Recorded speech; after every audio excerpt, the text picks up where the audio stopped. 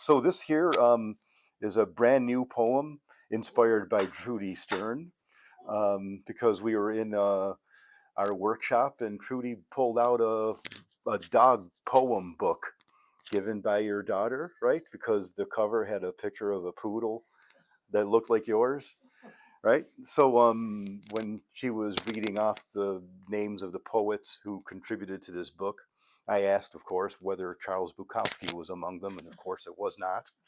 So I thought, let's do a Bukowski poodle poem. So that's what this is. I see Tilly through the whiskey glass, looking sinister in the crimson and smoke swirls.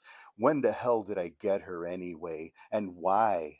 I've got all the care and company I need. The junk sick nurse across the hall leaves food out for her 'cause I spent my dollar on milk and cigarettes, and she sees my rust-colored fingertips and week old shirt. Tilly laps up the brown kernels and some milk, then goes back to staring me down like I did something wrong or am not entertaining enough. I wake up and she's still there. Why did I get her anyway? Thank you. Oh, sure. You can have this. Okay, second, how to eat the young. First fatten them with bullshit poetry. Something about their corner nest all soiled and hair worn and sharpened with the stench. Quiver further on how gleeful everyone else is. Make it danceable with QR coded crescent moon profile photos, 100 characters or less, and keep them syllables down. 18 seconds is plenty. Just keep them frantic, cheapen for the quest, an app for their anger, and marinate. Thank you. 1970s kitchenette. I don't miss that vile haddock with the damn lemon. Took me 2 decades to realize there is other seafood. The salad, iceberg with oil and vinegar in an afterthought clump next to 4 or 5 string beans. This amid ICU lighting, brown and tan tiles, green linoleum, fake pine laminated cabinets, fridge and table like Buicks built to withstand the Soviet squall. I brought some dinner over to the folks the other day, pulled some sushi from a paper bag. They looked confused. Thank you. Thank you. I see you're getting me so far. Okay, here we go. On getting thrown out of the ashram. And this is not a true story, but it is a cautionary tale. I'm sticking with it. My first visit to such a place, second bowl of free pranam in one hand, I sincerely had no idea that the statue of a meditating monk was actually a meditating monk when I took that selfie. So his flinch gave me quite a start, flubbing one-handed as I was, leaving us both covered in pranam, each to our own bewilderment.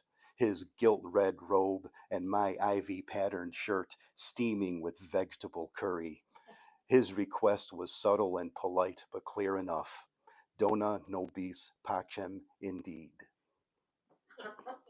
Okay, that's it. This one is called Sleeping In.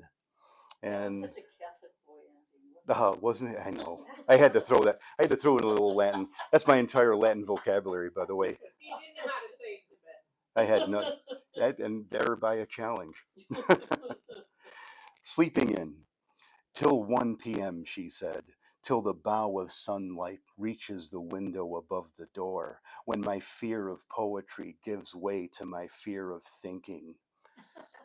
I put my jacket back over the chair, when this my heart ripped from each ventricle is pulsing in your fist. We will leave this garret.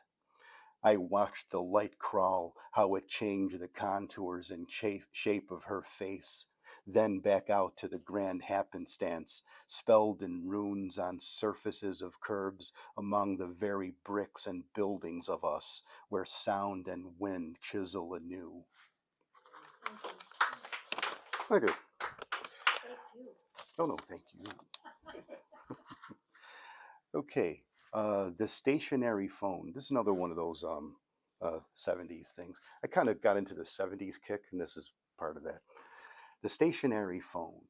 You ran to it because it didn't follow you, except on a finite spiral cord leash. It was unassuming as the pastel shag carpeted living room and vine print sofa. You believed too many things back then, and it was Harry Reasoner's fault, with his level eyed truth merchant quips when the horizontal hold behaved. You ran to it because you knew where it was. You knew how to wait your turn, and above all, how to keep your stories short. Okay, I don't know how much time. I forgot all about the time. I have no idea. We'll keep going. More fiction. The sky fell and I missed it. I had the blender going and the waiting around must have slurred my attention. These endless intimations of the apocalypse spewing from all speakers, and by noontime I'm thinking, bring it on already, melt it all. But first I'll finish my smoothie. And this one, okay, this one is the one that we decided that it will be on Greg Sterlis's tombstone. It's called, yeah, no problem.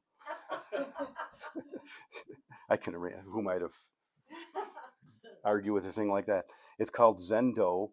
And basically, what happened was I was having lunch in Berkeley on my lunch break, head full of caffeine, and I was reading Zen Flesh, Zen Bones. And I got to the point where I really had enough of this stuff, and I felt like writing my own Zen cone. So I called it Zendo.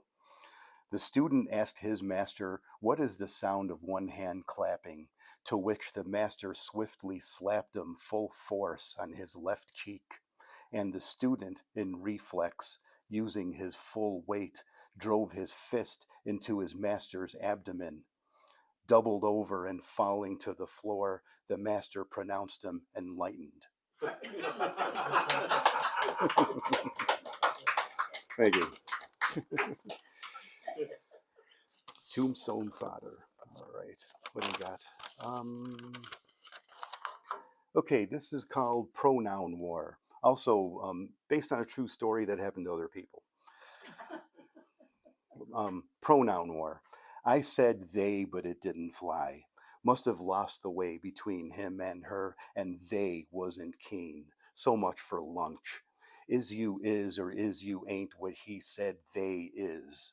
What they said was almost as confusing when I said it to her and him, but it was they who stole the occasion. Later, I saw them across the street and waved to no avail. The he and she of it all was all they was trying to get across, but language and history proved too thick. She felt like they, but the genetics didn't agree, leaving us and them bereft. She or they can argue with their own chromosomes, but I'll still wave from the curb through my own peculiar fog on my end.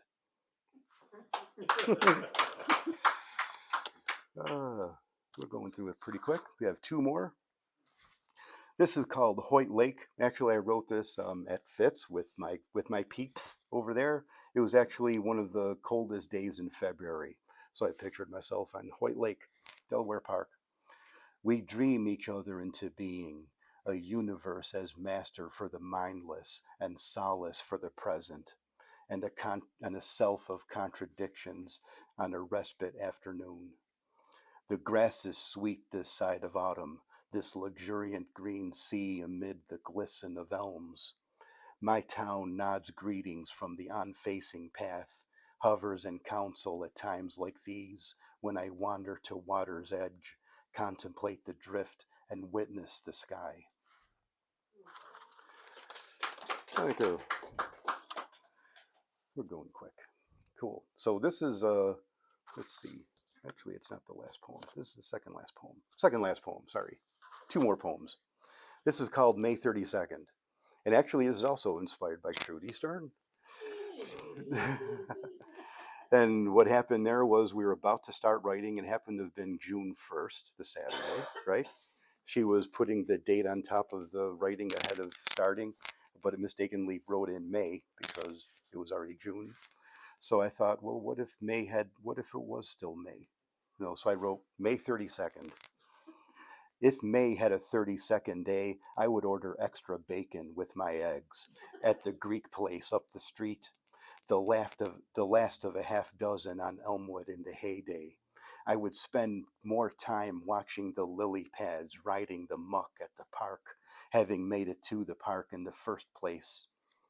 If I had an extra day in May, that most majestic of all months, I would reflect on receding winter giving way to spring's green blossoms that cover my car, encouraged by a scurrying breeze and a woodpecker's tree jostling all morning.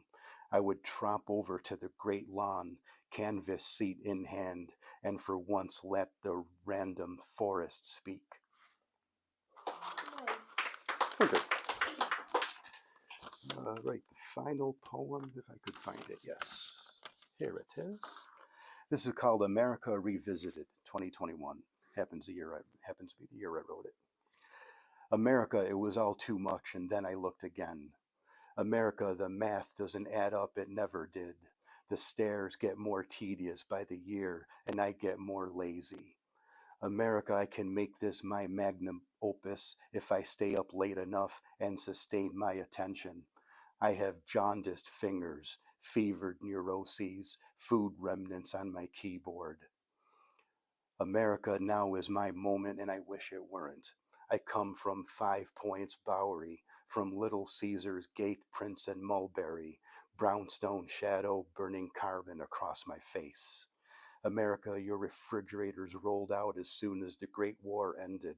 Televisions everywhere after the next one. Korea gave us Elvis. Vietnam, the moon landing. We conquered and purchased the rest since then, and I'm still waiting for the prize.